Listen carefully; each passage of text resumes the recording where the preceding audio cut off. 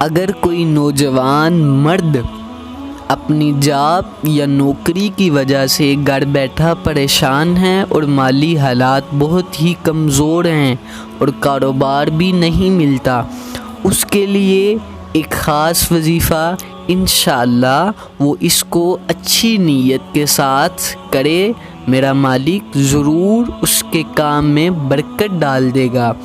نماز فجر ادا کرے۔ نماز فجر ادا کرنے کے بعد جس مصلی پہ نماز فجر ادا کی اس مصلی پر بیٹھ کے درود پاک کا ورد کرے، یعنی کہ درود ابراہیمی یا جو آپ کو درود آسانی سے آتا ہے اس کا ورد کریں۔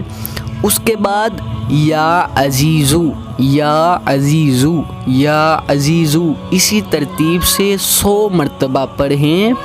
اس کے بعد پھر درود پاک جو آپ نے درود پاک شروع میں پڑھا وہی پڑھیں، شروع پہ بھی درود پاک پڑھیں اور آخر پہ بھی درود پاک پڑھیں۔ انشاءاللہ چند دنوں میں ہی اگر اس کی نیت اچھی ہوئی تو میرا مالک کرم کر دے گا اور اسے کوئی اچھی جاب، اچھی نوکری کی آفر مل جائے گی انشاءاللہ۔